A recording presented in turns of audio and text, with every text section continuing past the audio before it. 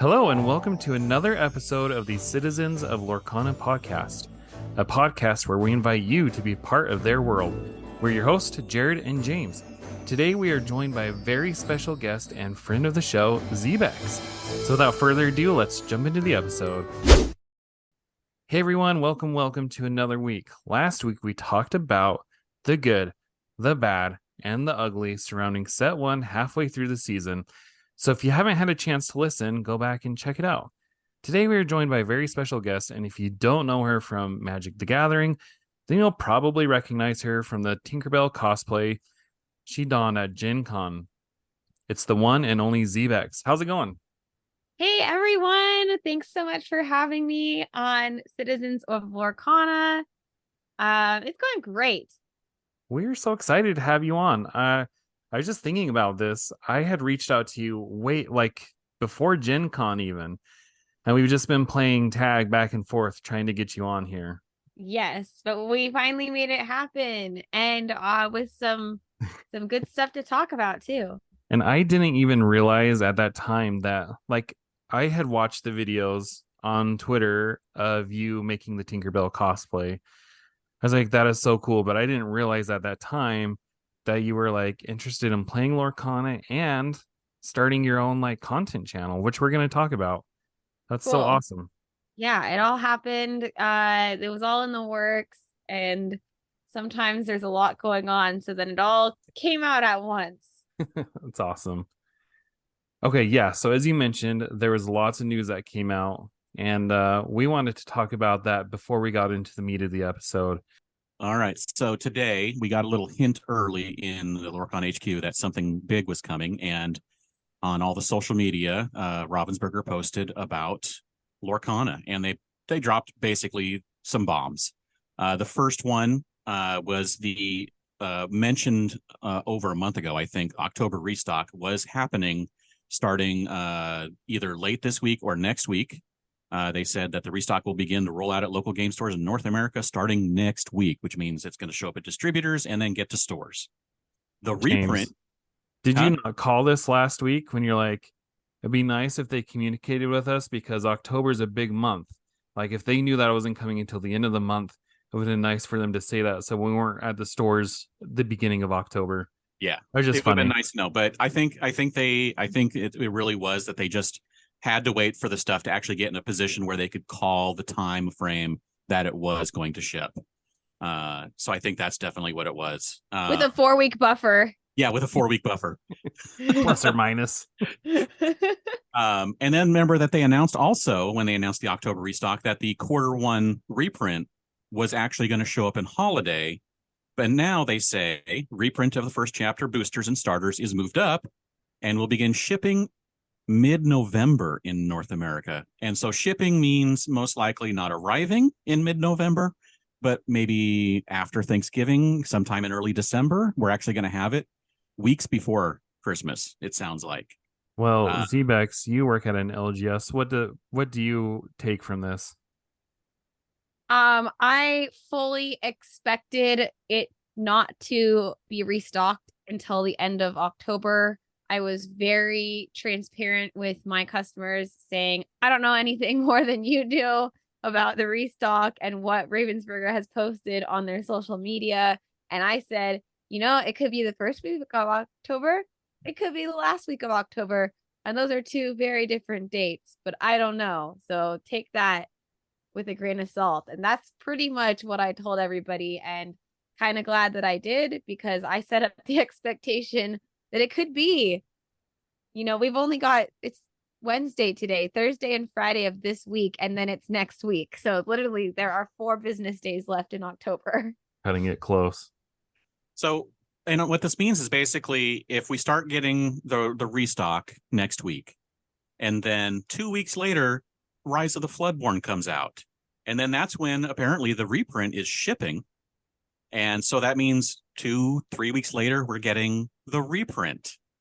Well, we're hungry for cards. Yes, we are. But I think what's really nice about this is that means we won't have this 2-month drought of product. It sounds like we're going to get something in stores every 2 to 3 weeks for the next month and a half or two. Knock on wood. Knock on I wood. think this first one for game stores is going to be smaller than the initial launch, which I think is going to be maybe less than now that more people are excited. Like even more people have heard about it than who were in it back in August, mid-August. So then, yes, there are better cards in Floodborne. So I think that will pull off some of the need to get chapter 1. But I still have people who are playing like barely upgraded intro decks at my constructed deck league. So I know people are literally fiending to get their hands on any packs. Like they want to buy stuff. Yeah. So I just hope there's enough. I hope so. And again, I think you're right that this restock is not going to be enough, and I'm not even sure the reprint is going to be enough, but I think it's definitely going to be helping. The demand for Floodborne is going to be crazy. So I think if you're listening, you just need to know that don't expect to actually be able to get your hands easily on the first chapter or any cards until those big box stores get their restock. Yeah. And the reprint is a reprint of set 1 and set 2, right? Yes. So But it says the reprint of the first chapter boosters has been moved up, which means the reprint of set 2 probably is still going to show up in late December. Okay. I'm okay with that. Mentioned. Yeah, that's fine because that gives a chance for the first wave to sell out and then the reprint to come in once, and refresh the stock and hopefully get it all up into stores again a second time right before Christmas. So the next big announcement was an announcement of an announcement coming. Basically, which is fine. I'm fine with that. Yes, it's better than nothing. What we wanted. Yeah, it's what we wanted. Starting in Q2 2024, they're going to start both official fan events and official competitive circuit. And what the difference to those is fan events will be a way for Disney fans to come together to share their love of Lorcana, even if they may not necessarily play the game. And competitive events are exactly what it sounds like. It's the premier place for Disney Lorcana TCG players to prove themselves. You can also expect exclusives for each of these type of events, and we will share more details in January 2024. I'm ready to book my tickets right now. I know, right? Wherever these are, I think we're going to go to these because basically it sounds like the fan events are going to be mini Lorcana conventions, is what it sounds like. Hire me to cosplay at your event. And so it's going to be fun. And then the tournaments are going to have, as they mentioned, the premier place to prove themselves. So they're going to have what you would expect from almost any other TCG's competitive events that they run. So I'm expecting, big events, side events, exclusive, for champions and top eights and all that kind of stuff. What they do mention is they'll have tournament guidelines and other policies live on the official site, which some of it's already showing up. The play guidelines are back on the site. And all the other policies will have regular updates as we align globally and take in feedback from our players to make competitive play the best experience we can. And then the final thing that was announced is about promos, which they kind of slid in 3 promos with brand new cards in this announcement, which is lastly, we've recently announced a change to convention promos going forward. Convention promos will no longer have the logo of the convention on them, but there will be 3 new cards available for each set with a promo icon in the rarity spot. These cards have slight differences to the foil pattern compared to the cards found in the booster packs. When we are attending conventions in any region, we will announce how you can obtain promo cards. You might even be able to obtain all 3 at one event. So very clear that what they're going to be doing for promos going forward is you're going to be able to get a certain number of promos in the OP kits, and you're going to be able to get a certain number of promos in the conventions they travel to throughout the year or other trade show events. And I think that's really cool that they're doing a set number every set so we can expect and keep in mind what we're going to need to collect going forward. So real talk here. Do you think they listened to our podcast last week and they're like, hey, let's communicate with the fan base? We wish we had that much power, but I'm pretty sure that this has been building for weeks now of them needing to get this information out and just making sure that all the I's were dotted and the T's were crossed. I got that right. Okay. Yeah. I think that's all it really was. I do think that someone out there is listening to you and you do have influence over the community. But I also do think that marketing laid this out in time with needed announcements before the end of October. It makes sense just to stack it all together. Yeah, I saw the community manager Rochelle post in the Lorcana HQ after the announcement that she really pushed hard to get this announcement out as soon as possible, so that we had that information available to us. And so thank you to Rochelle, the community manager, for advocating for the player base and the fans and the collectors. I personally like that the stamp is going to be the same for all of the promo things. I know that the D23 promos are insanely valuable right now, but I don't know what you need to do to go to that event, but I have not attended that event before. It's at a specific part of the world, so it might not be as easy for everybody to get to as any given convention they go to in any region where you could get all three. So I really like that. Yeah, it makes Accessibility. the promos special, but not exclusively, like really difficultly exclusive. They're still special, they're still limited, but they're not impossible to get. well, every convention they're at. So they've done D23, they've done Gen Con, Games Con, and Spiel. And every single one, there's just been throngs of people to get this card with a special stamp on it. So I think the hope is that by having this promo symbol be the same across all conventions, that it won't be a crush of people at every convention. Narrator, there was a crush of people at every convention. I think there's still going to be a lot of people excited at every convention, but the fact is demand is really high, and this just gives more people a chance to get it in their hands. And I still think these are going to be, like, you look at the Hey Hey and Nizma and Mickey Mouse store promos, those are all like 200, 400%, something ridiculous of what they are, like $8, $20. I think these are going to also be $100, $50, depending on how many of them they're handing out, but they're good. Like Rapunzel, she's good. So good. Yeah, it's gonna be awesome. All right, well, let's get into the show and talk to Zbexx. So as Jared mentioned, you are very well known in the Magic world, and we're going to talk Lorcana in a little bit, but I think we start at the beginning. How did you get into Magic? Well, if we start at the very beginning, I have two older brothers, and they are 10 and 11 years older than me. So I got all their crap Magic cards that they didn't want to play with that I could, as a 5 to 6 year old wreck around and whatever. So that was my first introduction. And then when I met my now husband, when we were dating, I was like, oh, you play Magic. I know you tap these things sideways. Teach me. I want to kick your butt. So that's how it started. And do you kick his butt? Yeah, from time to time. We just got paired against each other round 1 last Tuesday. I know. Whoa. And I was really tired and I had a hand of 3 counter spells and failed to counter the thing. I bounced back to his hand to counter. So I said, you win. But other times I beat him. Nice. I'm still trying to get my wife into playing Lorcana. I don't know if it's ever going to happen, but one can hope. I've seen so many more women playing Lorcana with interest at the local game store. We had 11 people 2 Fridays ago, and 5 out of 11 people were women. So I thought that was really cool. I do not see quite the same numbers in Magic. That's fantastic. Yeah, that's really good to hear. Yeah.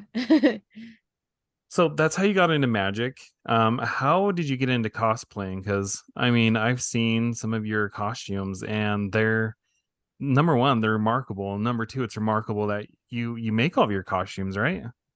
Yes, I make almost all of them. There's a couple that I purchased that of just, wanting to dress up for Halloween, and then I'm like, oh, I can use this too. But it started because I have a dance background, and so I've made my own dance costumes. So I know how to sew. So I had that skill, in my tool belt, so to speak. And when I started playing Magic, Liliana of the Veil is a very beautiful black-haired character in a sexy purple dress. So if you go to a game store that has Magic, there is a chance they still have their Liliana of the Veil window decal outside, or you could even do a quick Google search and see what I'm talking about. But I saw this beautiful woman on the game store that we were attending all the time. And I'm like, she's hot. I want to dress up like her because I don't know how to play the game all the way yet. And we're going to a pro tour where I can't ask you what's going on right next to the table where the game is being played. So I want to dress up like I do and bring my dance stage to the Magic floor stage, so to speak. That's how it all kind of started. So you can thank Magic for me actually cosplaying outside of Halloween. My daughter did dance for many, many years, and I have all the costumes. You probably know what I'm talking about, but never once did the idea enter to teach her. Not that I could teach her sewing, but that's that's really cool. Yeah, there's a lot of things from dance that are super handy in cosplay. Just, thinking about how you need to take something on and off, or how you want to present yourself to the camera, or do a TikTok dance if you're wanting to do a little skit, whatever. Posing, even. Disney characters, especially pointing your foot out to the side when you do that little princess pose so you get that elongated leg. Oh, that's such a dance move. I would never, ever, ever think of these things. I've had several photographers say, "Oh, I can tell you're a dancer because they know that you have a more natural movement, or you where other people are like awkward in front of the camera." But if you've done it, you've had photo shoots before dance recitals that are required. You've got to have the pictures to give to the parents. So you had a bunch of experience from dance and all that, but for your cosplay experience for the first time, it's different than dance. So was it different enough to make you extra nervous, scared, excited? What? And then during that first experience, what was there anything specific that was like compelling enough to make you want to continue? Or was it just like, was it a really good experience, or, fill in all the details on that? It was a really good experience. The first time that I cosplayed Liliana was in Hawaii at Pro Tour Hawaii. So I was like more of a cocktail version of Liliana, not the formal gown. So this is also what I would consider today closet cosplay, where I just used items that I had existing in my wardrobe. I did buy a gold belt and a necklace and a black wig and black gloves, but some of the other jewelry and shoes and socks and such that I had were my own. So I had a great experience. People kind of knew who I was. There was a banner with Liliana, so I got to do a little side-by-side photo. Looking back at it, then I was able to say, oh, well, here's some differences side by side where I can improve it for next time. But overall, it was a fun experience. I was excited. It was a little warm, so I was ready to get out of the wig in Hawaii. So those are some things to think about when you're cosplaying, the environment that you're going to be wearing your costume in, whether it's winter or summer, Hawaii or Chicago in the winter, But yeah, so it was a great time. And I wouldn't say too many people like recognized me or came up and complimented me, but I was with my partner and another friend who traveled with us, and we were all having a fun time. So it was a good trip all around. So did you go to play, or did you go specifically just to be, hang out, and you're like, yeah, I'm going to dress up? Okay, so back in the day, they had wristbands for the Pro Tour, and you could only get in to watch if you had a wristband. And the only way you got a wristband is if you were in the tournament, or if you were a pro player who had a friend or family member that you gave a wristband to. So we went and we bummed some wristbands off some players who didn't have any friends or family, because there's people that travel from all over the world. So, people from smaller countries are not bringing extra people and have their wristbands. So then once you get in, though, they do have drafts that you can sign up for and play against other pro players that are more casual on Sunday for people that didn't make it. So we did go, and we did get to play with some pro players, but yeah, a little bit of my devious side.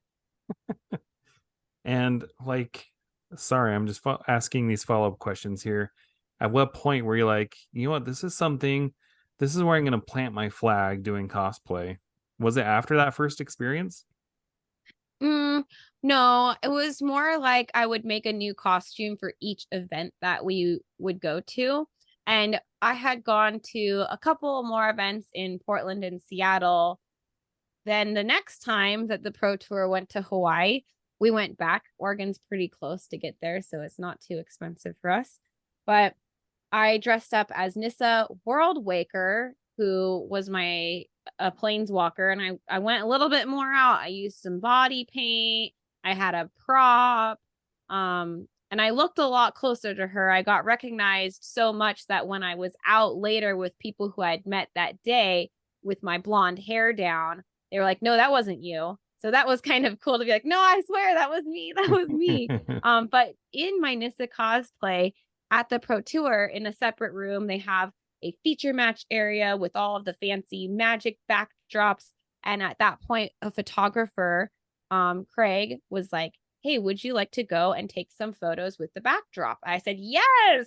And while I was there, some people who were there to do coverage or production who worked for Wizards of the Coast, Mark Purvis, gave me a Guru Forest because of me being dressed in cosplay, which if you look up the price of that card, I don't know what it's at now, but last time when I got it, it was about $100. Last time I looked, it was like $250. So I got a really nice token of appreciation directly from somebody who worked for Magic. And that was definitely like a defining moment of like, whoa, people who work for the company think it's cool that I'm doing this. Like, okay, I already was having fun doing this because I just like making costumes and dressing up and being part of the community. But whoa, they really like that I do this. So yeah. That is such a cool story. And I mean, I'm not going to say we're on the same trajectory as you, but James and I went to Gamma back in, when was that? March? April. And so cool. We were able to meet a lot of the people from Ravensburger, including the CEO. And he told me, he's like, yeah, I've listened to your podcast. Like when he said that, I don't know. It just, the fact that they were aware of us and he appreciated it. It just, I don't know. It was it's a memory I'll never forget. We're like, no, I definitely, you don't listen. Oh, I just said you're on their radar. Right. So this is the perfect chance for me to ask you the next question. You actually asked me this, and I'm asking it back to you. What was the first time you were recognized? I don't actually remember the first time I was recognized. I know you gave me a little preview of these questions, and I was like, geez, I think the more shocking times I've been recognized was 2 times in one night at Costco. I was recognized by people. One of them, there's someone who I know who works in the eyeglass department, but it was not that person. And it was not someone who I recognized. So I was like, what? And then the other person was just not an employee, was just a random person at Costco. They're like, Zbexx. I was like, they didn't like stop to like identify themselves. I was like, where did it come from? And so That's hilarious. Sometimes that happens too, where I'm talking to people in the store and more people know me because I've worked at the store for so long, just as a girl who works at the store. And then they'll be like, oh, you popped up on like my YouTube the other day. I'm like, whoa, like I didn't know you were someone. So I almost get like the reverse, like, I don't know what you'd call that, recognition. But yeah. You're just the person that works at the store that sells them their cards. And then all of a sudden they find out, oh, wait, she does all this other stuff too. Yeah, they're like, why didn't you tell me? I'm like, I mean, I don't know. You came in to buy stuff. I don't want to just throw that at everybody. I found that same dynamic too when I go to my local events. Like, I don't know. I just find it awkward to be like, yeah, I have a podcast. Sometimes during the course of a conversation, it will come up, but I don't typically go out of my way to volunteer it. You want to know my strategy of how I told everyone at my game store? How does your store do prizes? Do they do them for the group at the end? My store, the one I've been going to, they do a random drawing after the second round. Okay, so my store after the third round does like a group announcement and handout and placing of the stickers on the mat and everything. It's kind of like a celebration. So after the last one was handed, I like just shouted, "By the way, I have a channel on YouTube. You should go check it out." And then That's like real as people subtle. are walking out the door, and so then this past week they were like, "So wait, what were you saying like last night or the week before?" I said that kind of worked. Oh, that'll do it. Yeah, it's come up in conversation a couple of times at a couple of the stores where, we start talking about stuff where we found like, oh, well, I do a podcast, so I did this. And they're like, oh, okay, well, what's the podcast? I'm like, yes. But I'm not sitting there throwing out business cards on everyone like, oh, listen to this podcast. Yeah, I hope I do have some Magic people who have recognized me for doing Lorcana content, but I do hope to be recognized out in the wild for Lorcana soon. And maybe even by a Ravensburger employee. That'd be awesome. Yes. Well, speaking of, this is a good segue into the next question, which is you're good at social media. So I'm certain that a lot of that stems from cosplaying and being able to go out there and do stuff. But there are also cosplayers out there who aren't, dynamic or really getting their socials out. So what's your secret sauce for all the promotion and being able to like interact and be social on social media? Have fun with what you're doing. If you don't have fun, it's going to come across as work and people aren't going to want to view it. Be consistent, which for me, that might mean posting every day. I have a Monday through Friday schedule currently that I try to achieve. But if Monday through Friday posting 5 times a week is too much for you and once a week is more achievable, or once a month if you're making crazy cool YouTube videos that take a lot of editing and stuff, like I would not expect you to put out a video like that 5 days a week. So consistency, whatever that looks like for you, because algorithms pick up on whatever consistency you set for them. And I don't know, interact with your community. That's the biggest thing is now that I'm larger, I get a lot of smaller accounts asking me like, can you just shout out my stuff? And it's like, well, I don't necessarily mind helping grow smaller accounts, but you need to give me a reason about why I'm shouting it out. And honestly, it's better to find other accounts that are the same size as you, interact with them that are doing the same or similar things, hobbies, passions as you. And then hopefully they'll interact with you and you'll collaborate and create natural growth together. Because that's what I did naturally. And I have a lot of people that we were really small together. And now we're all doing really big things. And it's really fun to think about like 5 years ago, how we met. So. Oh my gosh, your story sounds just like our story. I mean, I look back at all the people who started at the same time as us and see how we've all grown. And we've grown really big on Twitter. Some have grown really big on YouTube. But like there's Yes. this camaraderie among, the content creators who started around the same time. Like it's like you say, it's just something really special. And I mean, I'm sitting here looking at these new content creators, and I can already see like a bunch of new Lorcana content creators who are forming their own group and taking that journey themselves. And like I want to be a part of that, and I'd love to help shepherd them, but it almost seems like they get along better together than like someone like us coming in and chatting with them. Well, and that's kind of the interesting thing too, is I think it's okay also for larger and smaller creators to collaborate together, but there will be times when there are different groups that are, engaging to different groups of people. Some to kids, some to adults, some to men, some to women, whatever it might be. Diversity, representation matters. We're all going to find somebody who we identify with. So bring on more content creators, and the more we all engage with each other, that's my thing. If I see a post about like Lorcana or Magic, whatever, something that interests me and I have a thought about it, I definitely like in it. I try to engage with it. I either say my opinion on it or ask a question back about it, because I know that that's then feeding into that person and helping their account, but also sharing a valuable opinion. And also people who are their followers who aren't following me might see my comment and be like, oh, that was a great point or great question, and then come to my account. So I'm not even really purposely doing that, but there's a reward in it for you to interact with other creators if you are Yep. trying to grow. That was one of my guiding philosophies at the beginning was I wanted to share every other single content creator's content. Number one, to get on their good side.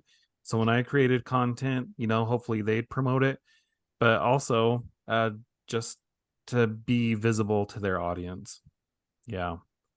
You definitely did a good job at that. That's why I knew who you were at Gen Con. I didn't recognize you because I don't think I'd seen your face much, and Yep. I hadn't clicked out of Twitter much, but I was like, oh, I know your posts. Like, so. I have a loud mouth on Twitter.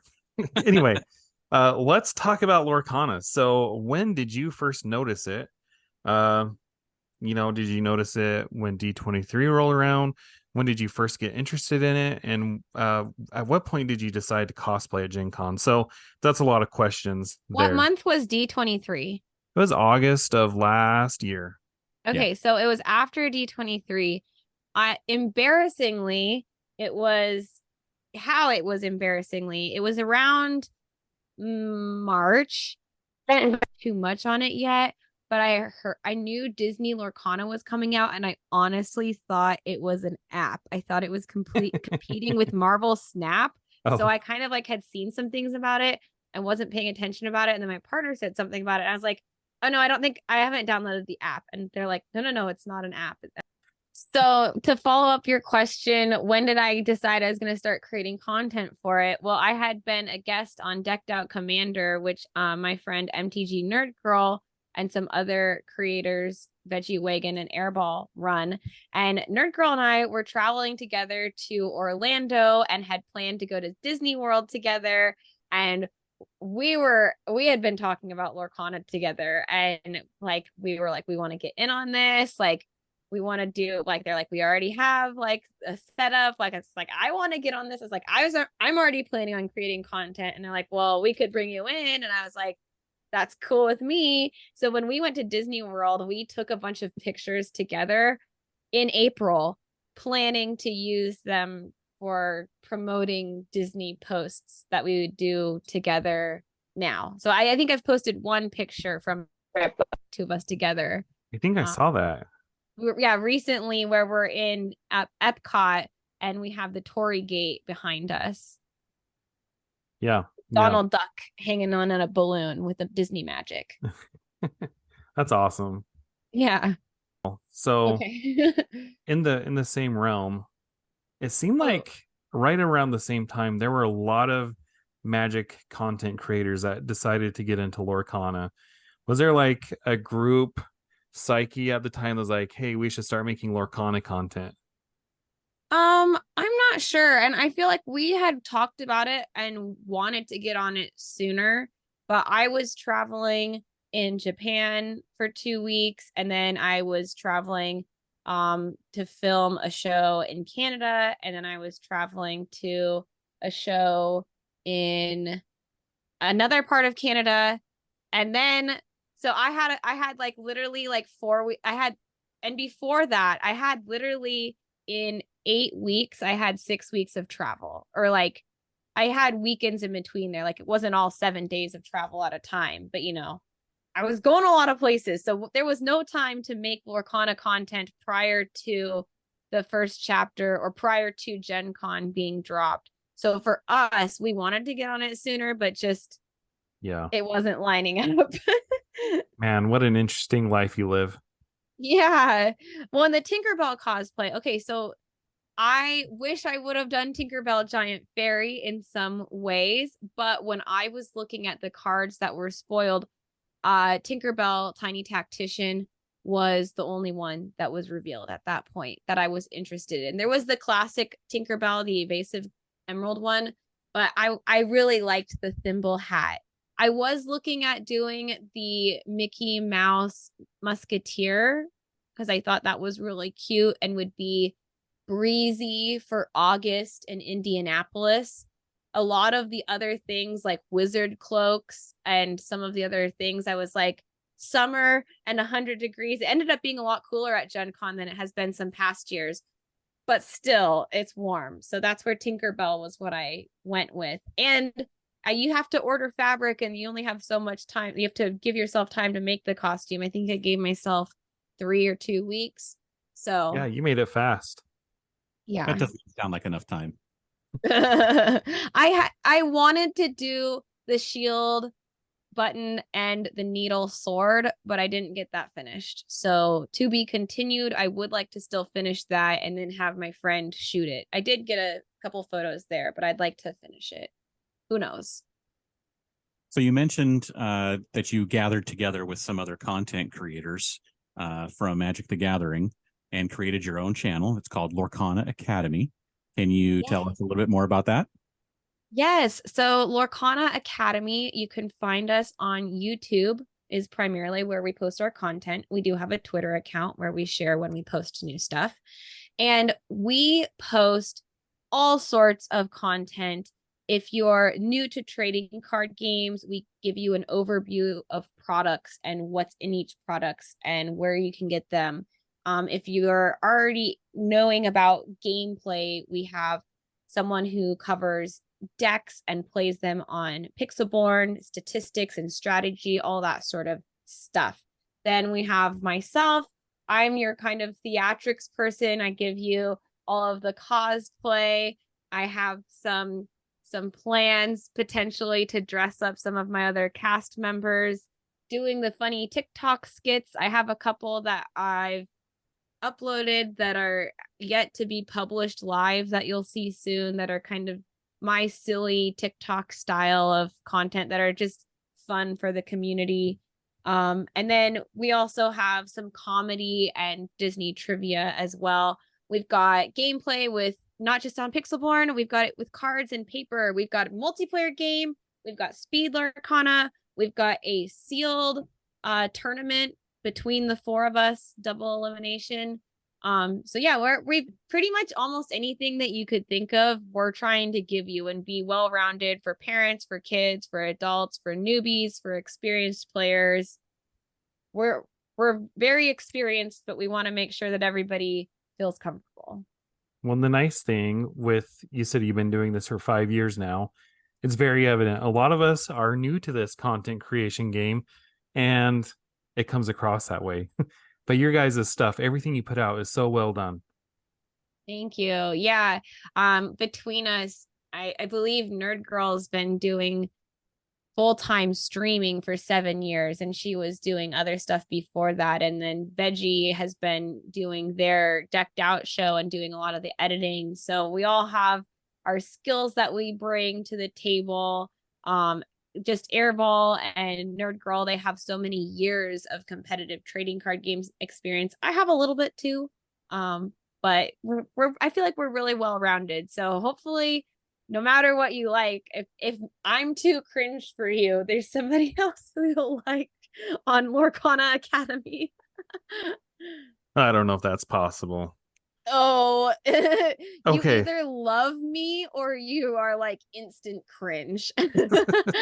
Trust me, I check my YouTube comments. Oh boy.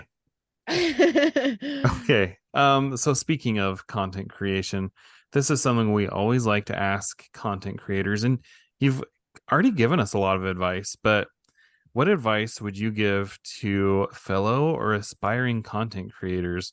I mean, you're pretty much an expert at this stage. So it's presenting yourself on social media. You can totally practice recording yourself, whether you're a live streamer or doing edited content, just throwing that out there. You can also practice in front of friends and family. You can also just throw your spaghetti against the wall and post stuff and see how it does. If you don't like it, you can always delete it later. Or my theory is just post more stuff, because then the algorithm buries your old posts. And if you have one that's better, then you're like, oh, but yeah, presenting yourself, I have a lot of natural confidence. So it's not a natural stage presence from doing dance and theater growing up. So I might have some natural attributes that you don't, but I would just say before you get in front of the camera, if you are doing live stuff, an interview like this, just take a deep breath, smile. We're all doing content creation together. So like if my microphone was having problems, I'm sure y'all would be understanding and we would figure something out. Like, stuff happens. I've had a lot of technical issues before I've gotten to the flow of where I am today. Friends, I would do streams where it was literally just like figure out Zbexx's technical issues streams, or like let's set up Zbexx's Twitch channel point icons, and just like what icon should we put here, just as I'm clicking around chatting with people, just make it your own, have fun with it. I used to think that you had to put on like makeup to go live because Twitch girls put on makeup to go live. But then when I met MTG Nerd Girl for the first time back in 2020 in Phoenix, Arizona, before the world ended, this was before we did any content together. I met her and she was streaming on Twitch and I was like, yeah, what makeup do you do? And she's like, just what I'm doing now. Like, and she's pretty simple as far as like mascara girls go. She looks great. She doesn't need any makeup. And I was like, wow, you can just do that. And like seeing the viewership that she had and being like, oh, I don't have to look like a beautiful Twitch girl. There are girls who I know who like to look like that before they go on. But it's also nice to know if you establish that I can come on in glasses and no makeup and people aren't going to be like, are you sick? Because if I've done that before, then it's like normal. So like, it's kind of nice to know that whatever you establish as your normal can be your normal. So go with that. Be weird. It will be normal for you. When I think in this day and age, people honestly appreciate the authentic, raw version of people. It's a lot easier to connect with somebody like that than somebody who's well polished and, always dotting their I's and crossing their T's. And oh my gosh, the people in your community who are there for you, who have information, who want to share and help you, like the people who understood technical stuff that were like, no, try this, and they're just excited when you get it. Like, that's cool. That's those people that were there at the beginning of you posting and you see them commenting years later and you're like, oh. I love it. Thank you. Yeah. All right. Well, that brings us to the end of that section. So let's move on to the ending segments. We got a lot of them this time, so we're going to get through some of these pretty quickly. But first up, Lorcana Lexicon. What is our Lorcana Lexicon for today, Jared? So we were discussing last week, you had an opponent who was running their turns really slow, just trying to run the timeout. And I had a listener send me a direct message on Twitter, Sam the Lumineer. I actually played Hearthstone a little bit, and so I understood exactly what he was talking about. This is a term that comes from Hearthstone. It's called roping. When you play Hearthstone and you take a long time, a rope appears. It looks like a little dynamite thing which slowly ticks down, and when it gets to the end, your turn is over. Sometimes when people want to be jerks, they'll run out the clock until the rope goes all the way down. So that's what your opponent was doing. They were roping. Yeah, interesting. I'll call them on that next time if I play them again. In Magic, I didn't hear last week's episode, but in Magic, it's totally okay to be like, hey, I know it's a new game, but can you play a little faster? Like, or, are you can quest for lore with this one or do that. But if there's nothing else you can do, then, politely. It was someone who was playing a certain speed. And then after they lost the first game, they played twice as fast. Yeah. Those people are definitely doing it intentionally. Yeah. So I'm like, all right. Now you know. Yeah. So we had some news. This is a comment from the community manager in the Lorcana HQ Discord. Her name is Rochelle, and somebody asked her, they said, curious on your thoughts, Rochelle. How do you feel the release of set 1 / the game has gone? Something like that. And she gave this comment, and I think the statement today kind of fed into this. She said, honestly, my perspective is a bit different, obviously, but seeing how quickly we're getting this amount of reprints out this fast is pretty unreal. I know fans don't see it yet, so there's uneasiness, but things will get a lot better soon.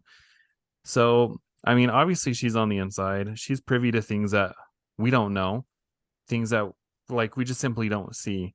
And hopefully, and for her to come out and say this, it really gives me hope that they are, busting their butts to get the reprints out there, get stock out so people can have this game in their hands. And hopefully it's not just PR speak, but I genuinely believe that she's being sincere with this statement here.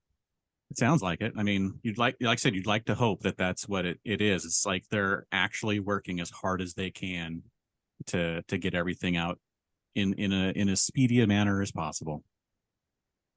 I genuinely don't think that they did a bad job at the release. I think they did a fairly decent job. I knew there was going to be an insane amount of hype, more than the fact that previews didn't start sooner. I think didn't give people who weren't paying attention a chance to catch on.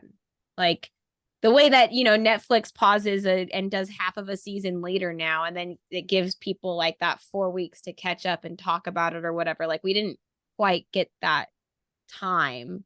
But I think when you look at other games and production wise and them getting product, like for example, the Doctor Who decks from Magic the Gathering, like very limited supply of product that just came out that they've known, I'm not bad mouthing any company, but stuff happens. Like even Pokemon, the Obsidian Flames 151, very hard to get, very low stock places. So or even the Van Gogh promos.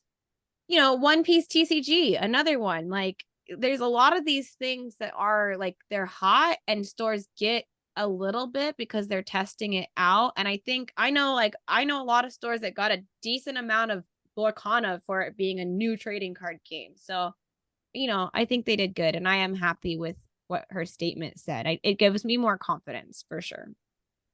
I appreciate that perspective.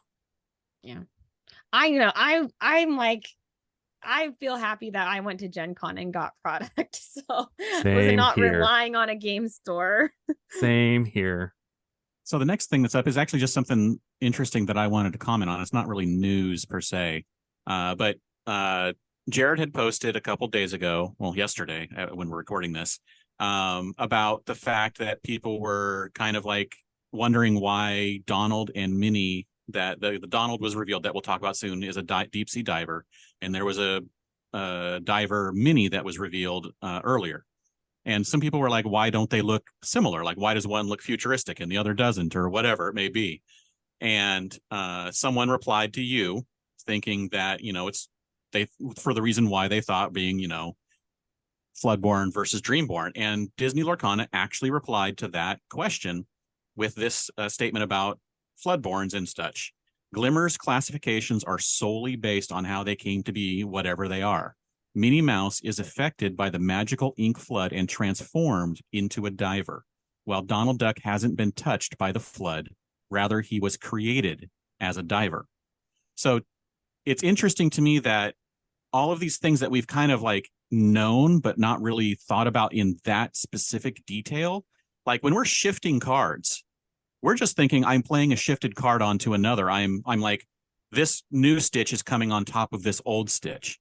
But in game, we're actually, the magical ink is transforming whatever card you have in play into the Floodborn version. It's actually a transformation onto that character.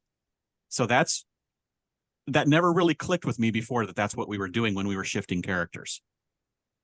That gives me so much perspective and definitely an aha moment of why, because it's frustrating from Magic when you have a character like Liliana of the Veil that's been redone by so many different artists. So her dress, the V-neck of it or the shoulders vary by like a trim, inches, centimeters. Like how far down does it go? Does it stop at the chest? Does it go down to the stomach? You're like, why can't they be consistent? So I felt that way with Tinkerbell. I was like, I just made this really cute costume and now the really powerful card comes out and she looks completely different.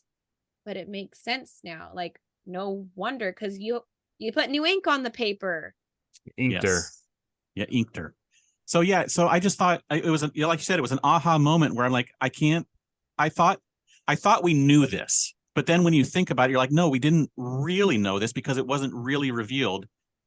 Putting those two things together in my head, so I just thought it was a cool thing. And this was a reply to, like I said, to a question to Jared's original tweet, and it was seen, when I looked at it, it was seen by less than 300 people in views. So I'm like, that means almost no one has seen this information. So I just wanted to get it out there, so you can go look at it. It's a tweet to a reply. You can go look for it on their feed if you go in the replies section.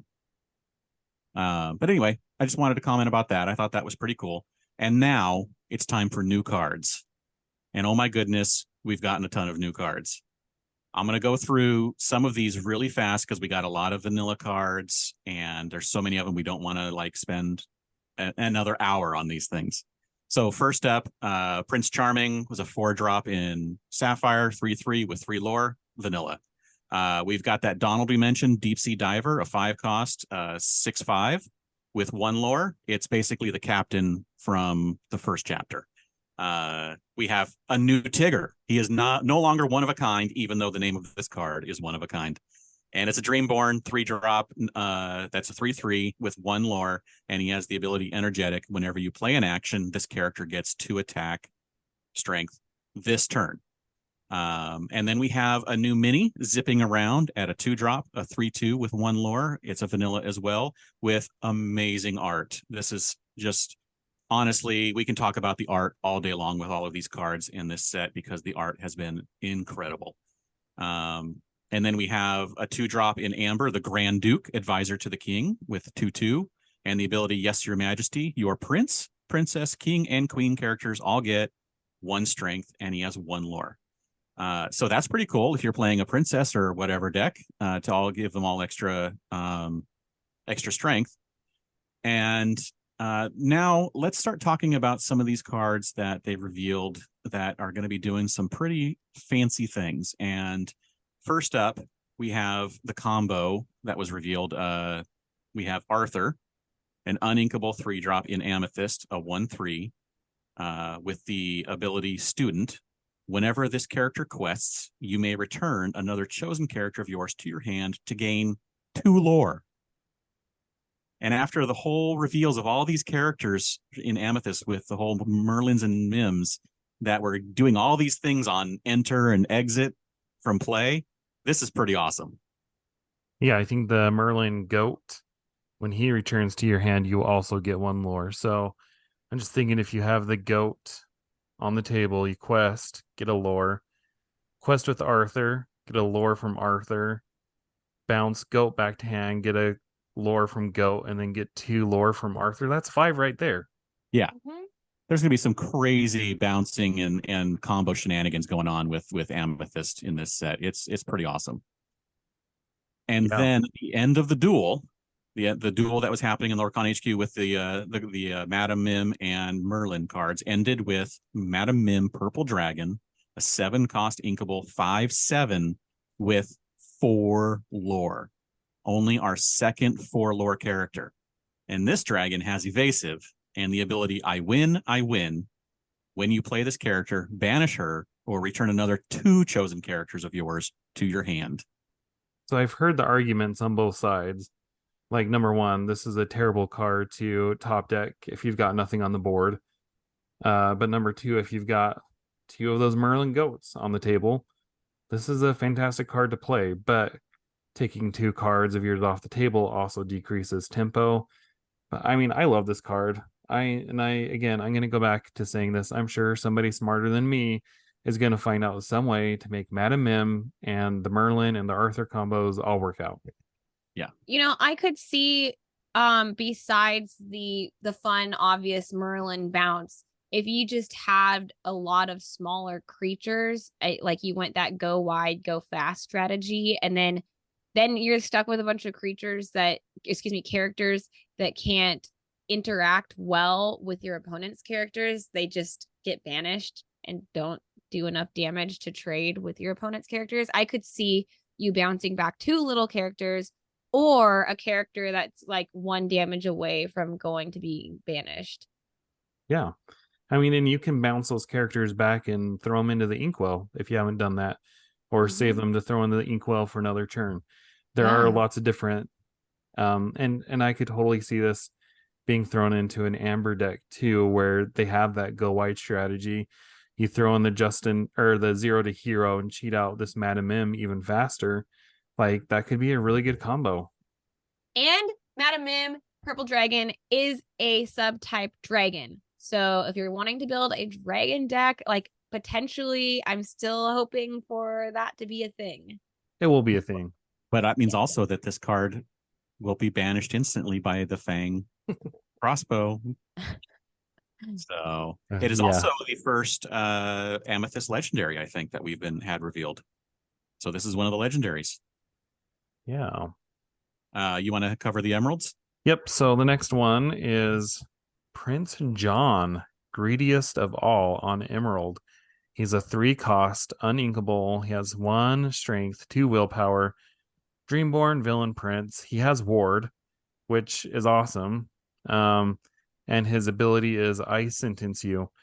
And this is just crazy. This is just crazy. Whenever your opponent discards 1 or more cards, you may draw a card for each card discarded. So the obvious one people think about is A Whole New World. If your opponent gets rid of 5 cards, you're drawing 7 plus 5. But even like new cards today, like the Daisy Duck when she quests, your opponents have to discard a card. You'll be able to draw one with Prince John, and he has 2 lore too. Put him right in my deck. Done. Yeah, right. So a lot of people, in Zbexx, maybe we'll get your perspective on this too. A lot of people are concerned that Lorcana seems to be making a big push for card or discarding cards as a game mechanic. Do you think that's a good or a bad thing? I think it's fine. I saw this today on Twitter and I commented on it.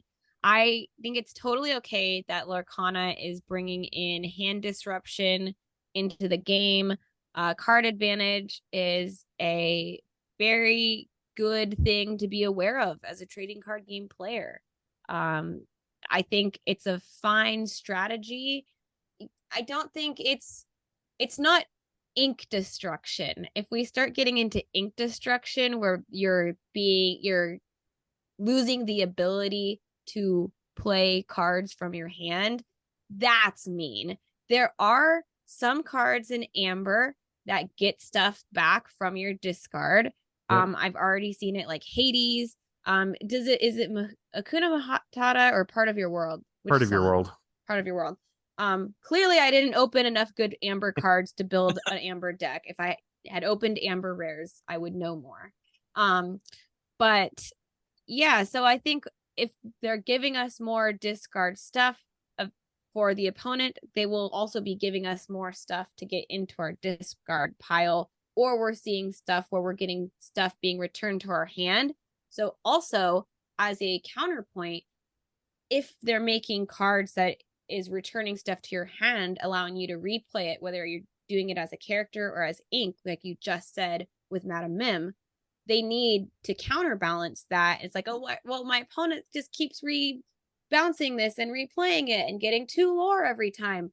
I need them to discard some cards so they stop this loop. So I think it's fine.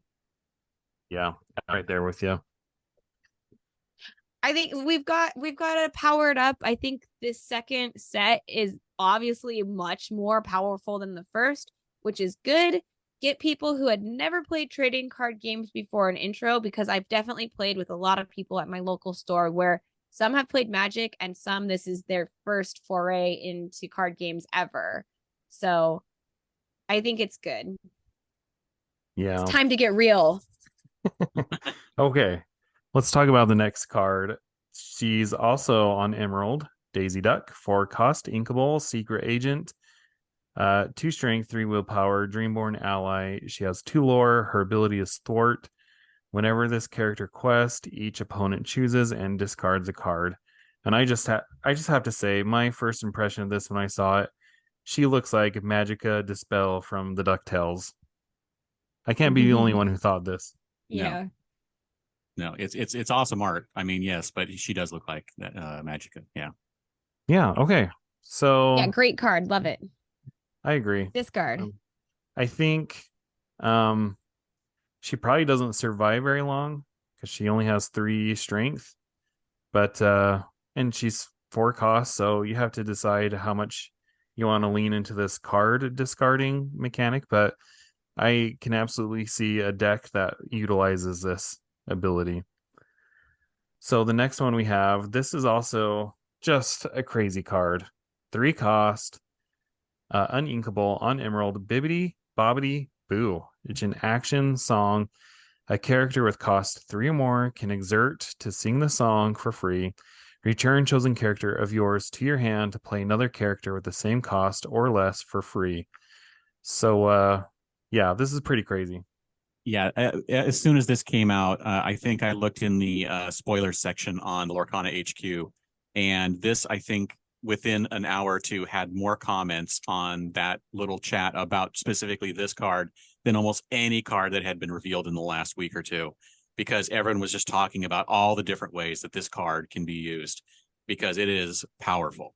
It's going to be very powerful and game changing a lot of times, I think. We talked about the term blink last week. That was our Lorcana lexicon. And this card basically allows that blink ability. If you have a card like Maleficent Monstrous Dragon, player to the field, banish a character, have one of your characters sing the song, you can pick up that Maleficent and play her again to banish another card. Like it's crazy. Yes. And so what Jared is mentioning is actually that was a rules clarification, because everyone was wondering, could you replay the same exact card? And the official Lorcana account actually did tweet it out regarding the questions with another card in the text. If a card goes to a zone other players wouldn't normally have knowledge of, like the hand, the deck, or the inkwell, the card is not treated as the same card. It is treated as if it were another card. So any private information card is now, it's back to being just whatever it could be, and you can play the same exact card right back down. Wow. Yeah, that made That it seems so kind of more, different from Magic. yeah. That made it so much more powerful. Cool. I didn't know that. Thank you for sharing that. All right. So we only have a few more. Well, thanks to that announcement, the promos earlier, we have a lot more cards. Let's get through a few of these really quick, some more really quick. Yeah. We have another legendary in Ruby, Scar, Vicious Cheater, 7 drop uninkable with 6/5. He has Rush, and one of my favorite ever ability names, Daddy Isn't Here to Save You. During your turn, whenever this character banishes another character in a challenge, you may ready this character. He can't quest for the rest of this turn, and he has 2 lore. So this is similar to the legendary beast that we had revealed, where he can ready every time that a character receives damage. This one he has to do the banishing on his turn, on his action. So it's a little different, but still pretty awesome. And then in Steel, we have Li Shang, Archery Instructor, a 5-drop 3/6 with 2 lore. And the ability Archery Lesson, whenever this character quests, your characters gain evasive this turn. And this card is going to be very helpful in combating the evasive heavy decks with Steel, who has very little evasive, actually. So he's going to make a man out of your Steel deck. That's right. But And Jared, why don't you go ahead and reveal that other Steel card that we got today? Yeah, so today we got this is an absolute unit of a card. Goofy, Knight for a Day. He's on Steel, 9 cost inkable, 10 strength, 10 willpower, 4 lore. So this is our third 4 lore character. Yeah, this is an absolute unit. And this card drummed up a lot of discussion on Twitter today, because automatically, like almost instantly, people are like, dice removal. Like, okay, yeah, it dice to removal. And James Reimer made the point, and it makes sense to me. He's like, if you play a card that costs more than 5, you want to get some value out of it. There's no ability on this card, so you're trading a 9 cost card for a 5 cost card. But the counterpoint to that also is that you don't know what your opponent has. You don't know if they have removal. Maybe they use their removal on somebody else. Maybe they'll use their removal on Goofy instead of your Bell. Like there's so many different factors that go into it that maybe playing a 9-cost beast of a unit has its advantage.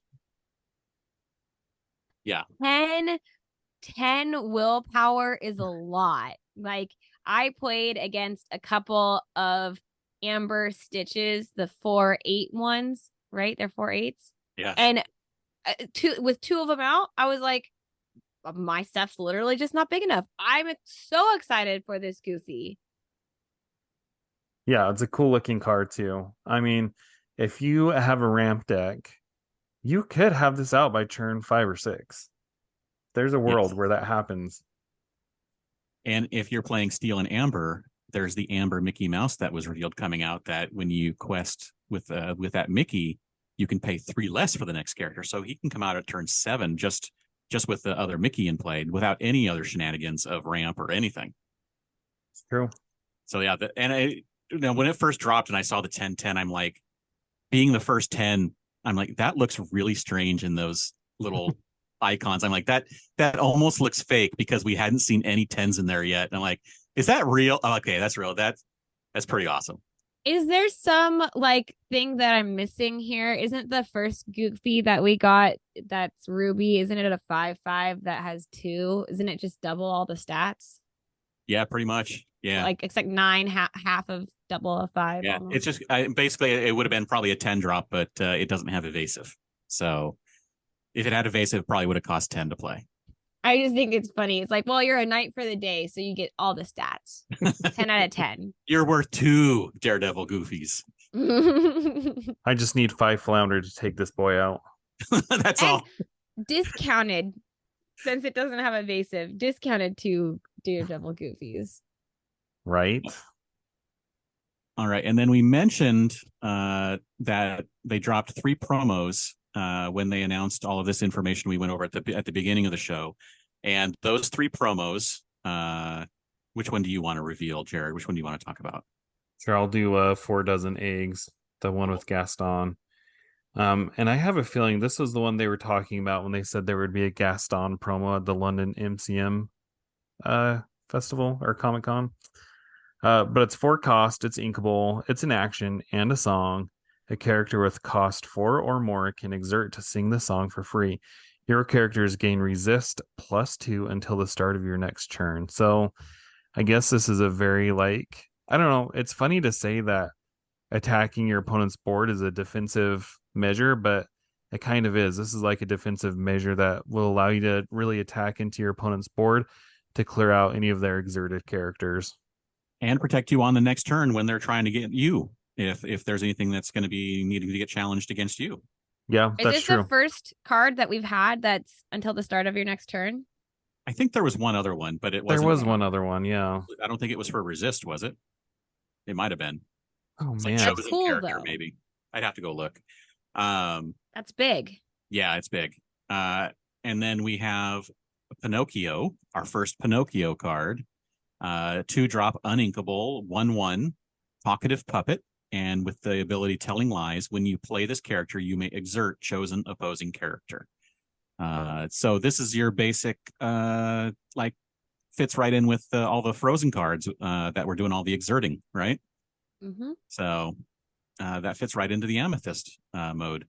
sorry, I had to look it up. It's Mouse Armor. It also gives your character resist +1 until the start of your next turn. And that's an item, so you can have that down and every turn, and whenever you do get 4 dozen eggs, you can have that extra 2 resist. 3 and if resist. you have a Grandpa Cogsworth in play, there's another resist. Dice to removal, doesn't matter. And then the final card, the one that's on the pin for the promo pin, the new Rapunzel Gifted Artist. The art is amazing. Do you have this card up, Zbexx? Do you want to I go do. over this? Yeah, you want to read what this one is? Sure. So this is Rapunzel Gifted Artist. She is 5 cost. She is inkable. She has 0 strength, but 6 willpower. She has shift 3. So you can pay 3 to put it on top of one of your other characters named Rapunzel.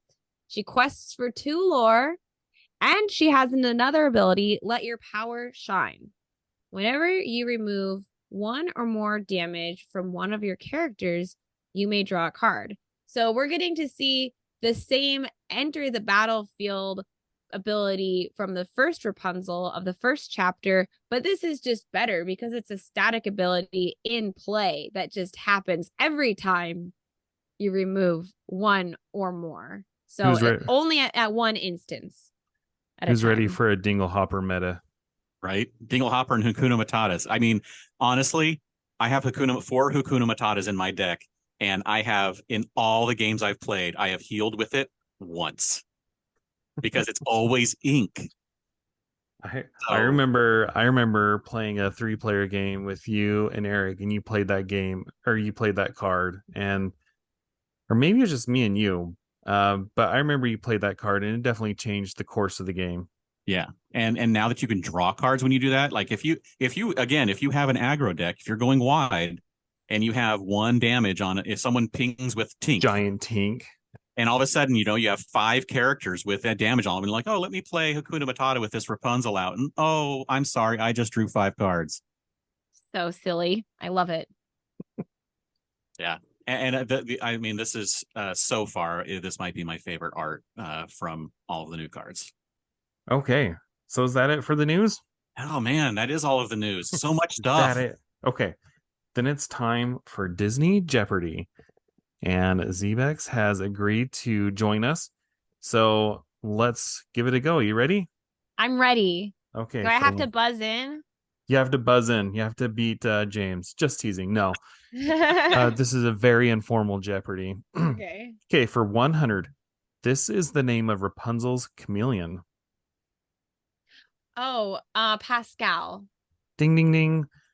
We would also accept who is Pascal. Oh, sorry, I didn't put it in the form of a question. I am a Jeopardy nerd. I should know this. Okay. For 200, this is the dish shared by Lady and the Tramp at Tony's restaurant. What is spaghetti with, I think it's just spaghetti. It might have a meatball though. Yeah. Yep. I would have accepted just spaghetti too. Okay, 2 for 2. Okay, Tinkerbell is this kind of being. Oh, what is a fairy? Ding, ding, ding. 3 for 3. All right, this one's tough. For 400, this is the name Ursula takes when disguised as a human. Oh, I did watch The Little Mermaid maybe like 2 or 3 months ago.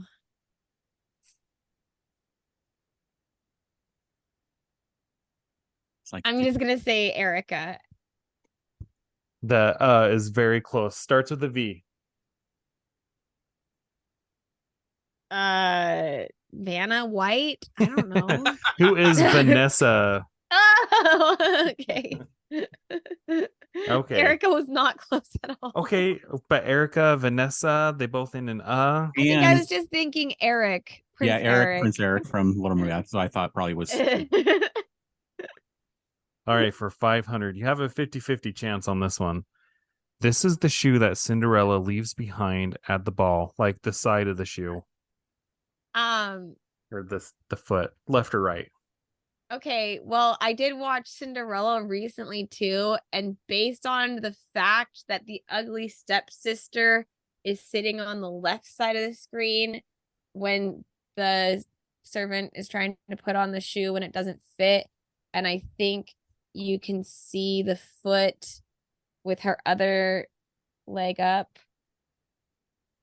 I think they have the left slipper, and I think that she left the right slipper behind. The left slipper breaks, and she has the right slipper in her possession. Did I say that right? Okay. So when they're going around, they're trying the shoe on, and that slipper breaks. You're saying that's the left one. Yeah. That is correct. Oh, man. Your logic is a beautiful thing. Like, when you're like, when she's on the screen, she's facing the left. Like, wow. I would never have thought to think like that. I have a photographic memory, and this is where cosplay comes in. And when you're like thinking about like what leg would be up and like how you'd pose to a camera, like, and what one it would make sense. Yeah. That is awesome. Okay, 4 for 5. You did good.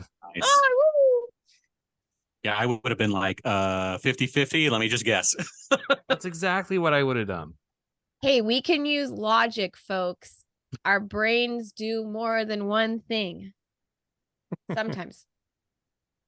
All right. Well, again, thank you for coming on and joining us. It's been an absolute pleasure.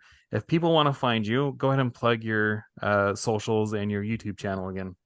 Yeah, thanks for having me on. If this is your first time getting to know me, hi, I'm Zbexx. I'm a professional cosplayer and trading card game personality. You can follow me everywhere at Zbexx, Zbexx.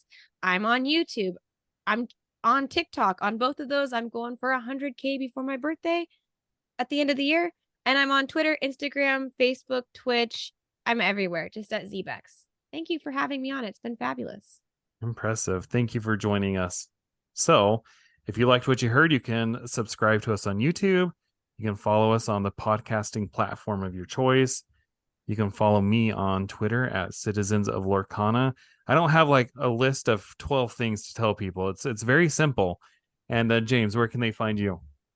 You can find me everywhere at Dan Regal, or you can check out geekshotphoto.com for links for my wife and I for social media and photography and all that.